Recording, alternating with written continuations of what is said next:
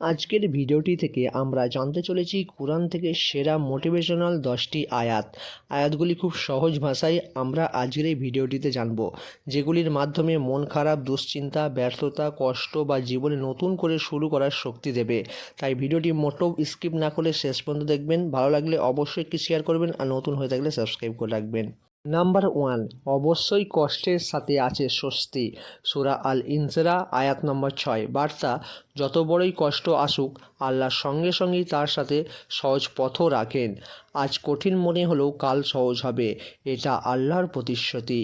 Number 2, নিশ্চয়ই আল্লাহ ধৈর্যশীলদের সাথে আছে। সূরা বাকারা আয়াত নম্বর 153। বলা হয়েছে, ধৈর্য মানে কিছু না করা নয়, বরং আল্লাহর উপরে ভরসা রেখে সঠিক কাজ চালিয়ে যাওয়া। যে ধৈর্য ধরে তার সাথে আল্লাহ বিশেষ সাহায্য থাকে। নাম্বার 3, তোমরা হতাশ হও না, আল্লাহর রহমত থেকে কেবল কাফেররাই হতাশ হয়। সূরা ইউসুফ আয়াত নম্বর 87। বার্তা: মন ভেঙে গেলে এই আয়াত শক্তি দেয়, আল্লাহর দরজা কখনোই বন্ধ হয় না। নাম্বার 4, যে আল্লাহকে ভয় করে আল্লাহ তার জন্য বের হওয়ার পথও বের করে দেন।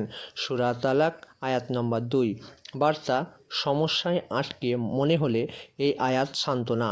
তাকওয়া সমস্যার সমাধানের চাবি। নাম্বার 5, যে আল্লাহর ওপর ভরসা করে আল্লাহ তার জন্য যথেষ্ট। সূরা তালাক আয়াত নম্বর 3। বার্তা: অন্য কারোর উপর নির্ভর না করে আল্লাহর উপরে ভরসা করলে তিনিই পথ খুলে দেন। তাই আমরা সবসময় আল্লাহর উপরে ভরসা করতে হবে।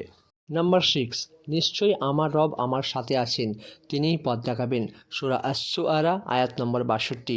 বার্তা: হতাশা দমন করতে সেরা আয়াত। মুসা আলাইহিসসালাম এই দোয়া সামনে সমুদ্র, পেছনে ফিরআউন তখন পড়েছিলেন। আল্লাহ সাহায্য করেন অপ্রত্যাশিতভাবে। নাম্বার 7, আর আল্লাহ কাউকে তার সহ্য ক্ষমতার বাইরে কোনো বোঝা দেন না। সূরা বাকারা আয়াত নম্বর 286। বার্তা: যা আপনার জীবনে এসেছে আপনি তা সামলানোর ক্ষমতা নিয়েই জন্মেছেন। আল্লাহ কখনোই অসম্ভব দায়িত্ব দেন না কাউকেই। তাই আমরা আল্লাহর উপরই ভরসা রাখবো সবসময়। নাম্বার 8, তোমার রব তোমাকে এতটুকুও একা ছেড়ে দেননি।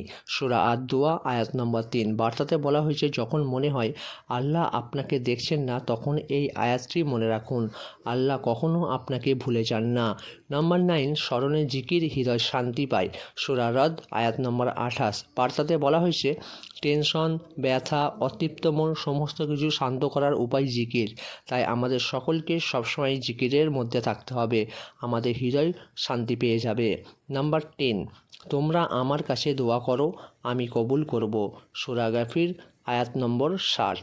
বার্তাতে বলা হয়েছে, আল্লাহ নিজে আপনাকে ডাকছেন, আপনি শুধু চাইলে তিনি কবুল করবেন সঠিক সময়ে।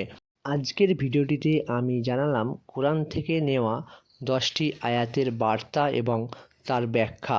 ভিডিওটি ভালো লাগলে একটি শেয়ার করবেন আর নতুন হয়ে থাকলে সাবস্ক্রাইব করে রাখবেন আগামী আপডেটগুলির জন্য। সকলেই ভালো থাকুন, সুস্থ থাকুন। আসসালামু আলাইকুম ওয়া রাহমাতুল্লাহি ওয়া বারাকাতুহু।